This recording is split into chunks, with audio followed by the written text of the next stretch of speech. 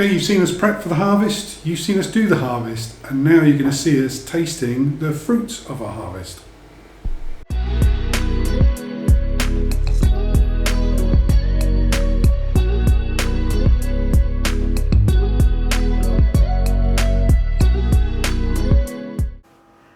So 2023 olive harvest produced about 120 to 130 litres of extra virgin olive oil, which we were really pleased with. So we've got 3 batches, batch 4, batch 5 and batch 6, and there was most in batch 6. So in each case we got 5 1 litre cans, just to see us through in case anyone wants to have someone when they're here. And the rest are in 3 litre boxes. Within 24 hours of letting our friends and family know about the oil, 90% of it had been nabbed. So we know it's in demand. And one of the good things for us about the oil and how we have it done at Sant'oro is the packaging. We've gone with as environmentally friendly as possible in terms of packaging, but also the best for the oil. And these 3 litre boxes seem to work out really well for everybody. It's a bit like wine in a box. So here you pull out the tap and you decant it from here. The idea being that the worst enemies for extra virgin olive oil, in fact any oil, are light and air. And the idea of being in a closed box with a vacuum pack that closes and draws down as it empties is that no light and no air can get into these at all.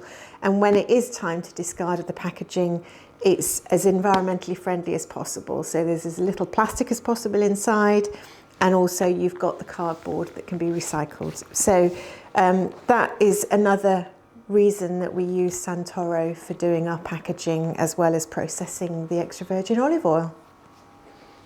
So this is olive number 4, this one here, which is 85% Leccino olive.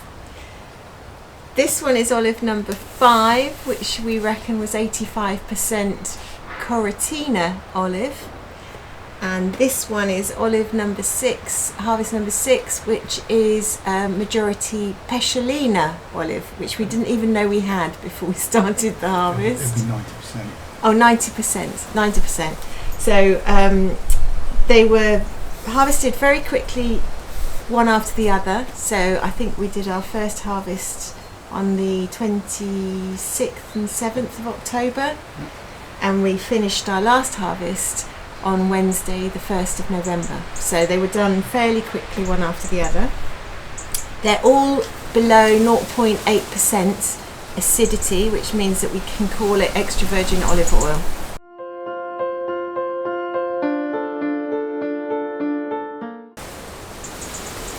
I'm going to be naughty and start with number 6 because I'm curious about what the last one tasted like.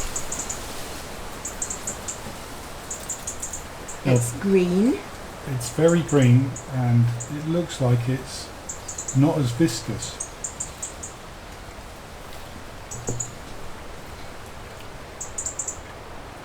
Oh, it's quite light. That's a completely different taste to the others. That's quite light. That's really nice. That's very light. I love it. It's got a hint of pepper. Not too much pepper. It doesn't hit you in the back of the throat like the other 2. The oil is lighter. Definitely lighter. Not as peppery. Not as fiery. But it has quite a lot of flavour. It's got a bit of a kick to it, that. A little bit? It's got a bit of a kick, yeah. Wow. So, batch 6, the Picholinas, is the lighter of the oil. It's got a slight peppery taste, very pleasant, with a little bit of a kick after it, but very nice.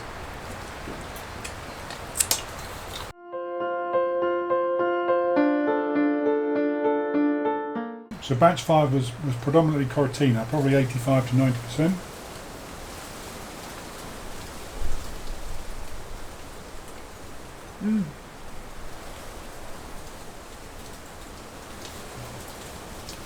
Oh. It's got the afterwards. It's afterwards you get it, isn't it? That's got a real kick. That one's the same sort of viscosity as the Picholine, but it's a lot more peppery. It's a bit hot on the back of the throat. Still a light oil, but it's got a real kick. But it's pepper. It's sort of tickly pepper, almost tickly pepper. Yeah. And you don't often do this with neat oils. I hope you're enjoying this episode and you're enjoying watching us enjoy our olive oil that we've actually picked ourselves. If you'd like to subscribe, please subscribe, give us a thumbs up or leave a comment and we'll get back to you as soon as we can.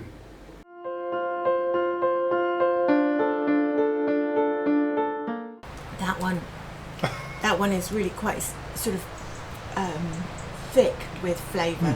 Well, this you can see by the way it runs. Wow.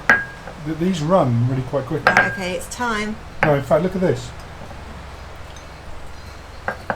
The Coratina is thicker than the Picholine, so the Picholine is the lightest of the oils in viscosity. This one is next, and this one is quite thick. And the one with the Leccino Nero, this is the one that is very spicy. Apparently, we should have slices of apple between them. To cleanse the palate. We'll go cut up an apple. Whoa. This one is almost like it's got almost a hot spice in it. It's not, doesn't taste like pepper, but there's a real burn to it. Not bad burn, but a real sort of kick.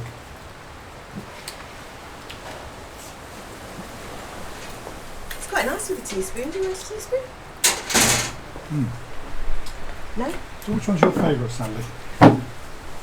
I like number 6 and I'm very glad because we got 68 litres of that one. We got 35 of this one and 35 of this one, so I'm very pleased. We picked a ton of olives.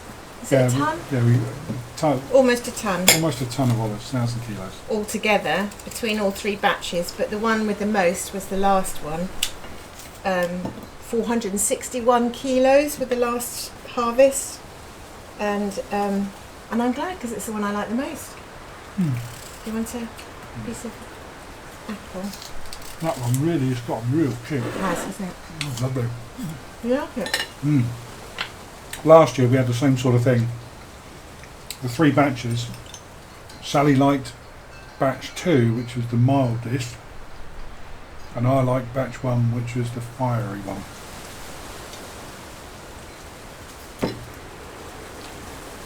They are absolutely delicious, but those 2 got something really feisty about them. Love them. So what would you use them for? I mean, they're all good for all round. I might get some I usually get some supermarket oil just if I'm not doing something special. So like in a salad dressing, because these are so strong, I put 2 spoons of the supermarket and 1 spoon of... But you see, that's mild enough to go in a salad dressing. These 2 I wouldn't put all 3 tablespoons of... Oh, I would. Would you? Oh, yeah. Wow. Oh, yeah. Talk about spice it up. Wow. In 2022, our olive harvest, which was also about 120 litres of extra virgin olive oil, came just from 45 large Cellina Dinardo trees, which Pete has taken back very heavily because pretty much all of them were showing signs of Xylella or Xylella fastidiosa, and also olive knot, which is an additional problem and gets transported really easily around the tree by the ants that were forced into the tree because the land was being turned. So having had a really, really, really big cut, halved in height, and also trying to chop out as much of the Xylella as possible, we really don't know next year whether these trees will produce anything. They didn't produce anything this year because they look like this. And it's quite a sad sight to see, but we don't know yet whether our strategy of giving them a lot of feed, fertiliser and chopping it out will work or not. Let's keep our fingers crossed. But rather horrifically, this is what Xylella does within the trunk of a tree and big branches of a tree. It stops the flow of any nutrients going up through the tree in the middle, and in this case it's actually rotted the inside, so it's quite horrible. And you can see even from what's left on the tree around that side, there's a stump that shows the ring, the dreaded rings of the Xylella, which tell us that it's suffering pretty badly, and this is one of our worst hit trees. So whilst that was one of our worst hit trees, we've also got trees, in fact this one's right next to it, which we did get some olives off this year. It's also a Cellina Donado, and it looks like it's fighting the Xylella pretty well, and we're keeping everything crossed. Apparently these trees, the 75 smaller trees that we've got, which are Leccino, Picholine and Coratina, and these are the ones that primarily gave us our harvest this year, apparently before now they've only produced every 2 years. But what we did spot when we came out here last year is that they'd been totally ravaged by the harvesters. So it's possible that they used machinery to get the olives off. We really don't know. We're giving them a lot of TLC, and it's possible, it's hopeful, that we might actually get some olives off them next year, because they look completely different this year to this time last year. They look so much better, so much healthier.